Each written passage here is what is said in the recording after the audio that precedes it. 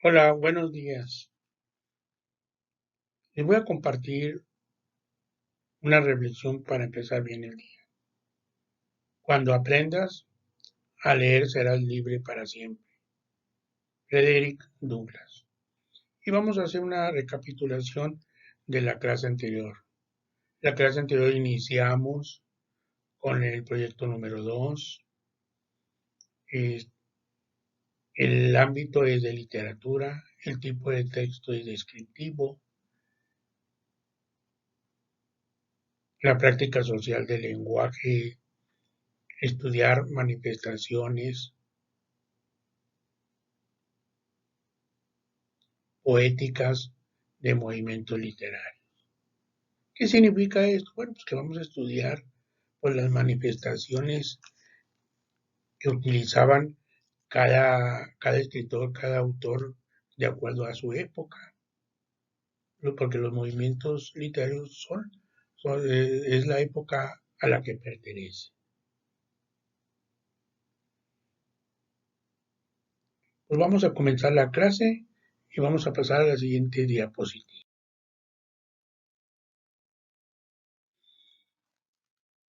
Y comenzamos con el barroco, también conocido como siglo de oro.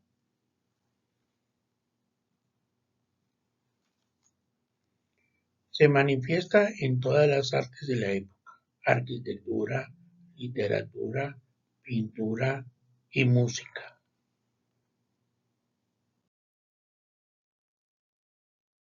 Características. Inciso A. Adornos excesivos. Deseos de maravillar. Inciso B. Complicaciones sintácticas. Es como despertar el interés del lector. Contradicciones entre lo delicado y lo grotesco. Hablar de lo más bello y al mismo tiempo de situaciones de mal gusto. Inciso D. Juegos de palabras. Anagrama es una figura retórica que consiste en cambiar el orden de las letras de una palabra o frase que da lugar a otra palabra o frase distinta. Alusiones a eruditos.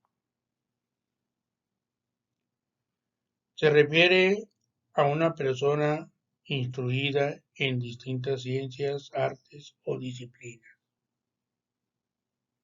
Metáforas extravagantes.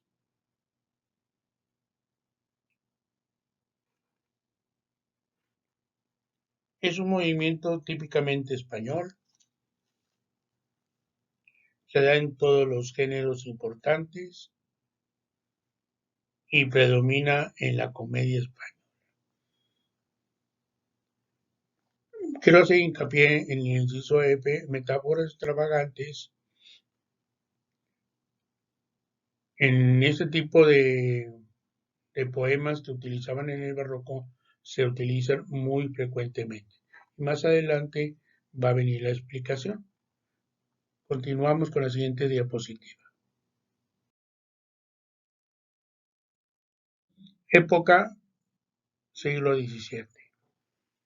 Tendencia. Se desarrollan dos tendencias al interior del movimiento: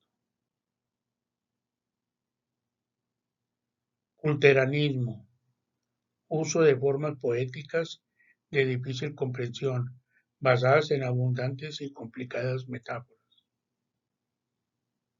conceptismo, formas poéticas basadas en asociaciones ingeniosas y rebuscadas de conceptos.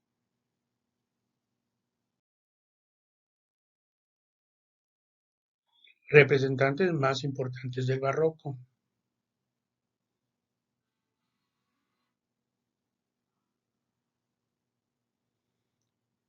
Pedro Calderón de la Barca, Luis de Góngora, Francisco de Quevedo, Lope de Vega, Luis de León, Tirso de Molina, Ruiz de Alarcón, Miguel de Cervantes Saavedra. Haciendo hincapié aquí con él, pues es el autor de Don Quijote de la Mancha, la obra más importante de la literatura española, y Sor Juana Inés de la Cruz, que ella es mexicana y es considerada uno de los máximos exponentes del barroco. Bien, en esta diapositiva pues, tenemos un poema. El poema se llama A un hombre de gran nariz. Su autor es Francisco de Quevedo y es un soneto. Y dice así: A un hombre de gran nariz. Érase un hombre a una nariz pegado. Érase una nariz superlativa. Érase una alquitara medio viva. Érase un peje espada mal barbado. Era un reloj de sol mal encarado. Érase un elefante boca arriba. Érase una nariz sayón y escriba. Un Ovidio Nazón mal narigado. Érase el espolón de una galera. Érase una pirámide de Egipto. Los 12 tribus de narices érase un narcisismo infinito. Frisón, archinariz, caratulera, sabañón, garrapal, morado y frito. Ya que leímos el poema, pues nos damos cuenta que la primera palabra casi en la mayoría de los versos se repite, que es la palabra érase. También nos damos cuenta que tiene 14 versos. Lo podemos contar. En la primera estrofa hay 4, en la segunda estrofa otros 4, ahí tenemos 8. En la tercera estrofa hay 3, son 11, y en la última estrofa otros 3, son 14. 14 versos.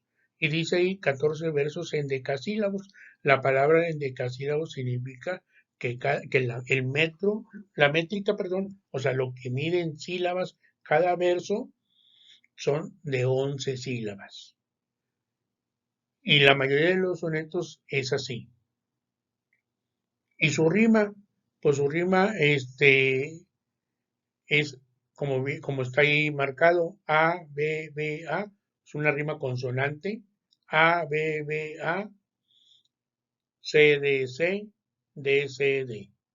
Entonces, ahí nos podemos dar cuenta de que en cierta forma la metáfora es una metáfora donde está burlándose del hombre de gran nariz.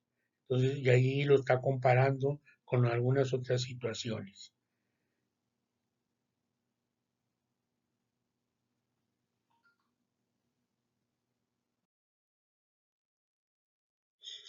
Análisis estructural. Tipo de texto, pues ya lo mencioné hace rato, es un soneto.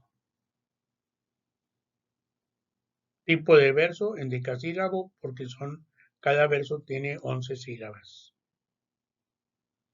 Tipo de rima, consonante. Tipo de ritmo, imperfecto. Figuras literarias. Bueno, aquí, en este soneto, pues están estas tres figuras retóricas: las anáforas, las metáforas y la personificación. Las anáforas son figuras retóricas de construcción que consisten en la repetición de una o varias palabras al principio de una serie de versos u oraciones. Si nosotros nos damos cuenta, en el poema se repite al principio de cada oración, se repite la palabra érase. Entonces ahí vemos que hay una anáfora. Las metáforas son figuras retóricas de pensamiento por medio del cual una realidad o un concepto se expresa por medio de una realidad o concepto diferente, con lo que representado guarda cierta relación, relación de semejanza. Entonces, si nosotros nos vamos al poema que acabamos de leer, pues nos damos cuenta que hay ciertas comparaciones, pero en este caso, en los sonetos, la metáfora es una metáfora extravagante. ¿Qué significa eso? Que es burlesco, es ridículo, e inclusive la burla a veces es hacia ellos mismos, el mismo autor. No se detienen ante nadie para burlarse de quien sea. Y la última, la personificación o prospepeya, perdón, consiste en atribuir propiedades humanas a animales o a objetos. Entonces, este, pues este es el análisis estructural que tienen los sonetos en su gran mayoría, y en su gran mayoría utilizan las metáforas extravagantes. También su lenguaje es muy rebuscado, no, y aparte, pues está escrito en el siglo XV, siglo XVI, que el español también es muy diferente al español actual. Entonces, de cierta forma se batalla para entender esa escritura, esos poemas. Podemos ver nosotros Don Quijote de la Mancha, es una parodia donde él se está burlando de los escritores que realizaban sus narraciones de caballeros andantes. Entonces él toma a Don Quijote, el personaje, pues ustedes lo pueden, si lo han leído o lo han visto en alguna película, pues el personaje es un personaje con cierta burla, está ridiculizado. Entonces, pues el día de hoy, esta es la clase. Ahorita, después de que termine las diapositivas, podemos aclarar dudas, etcétera.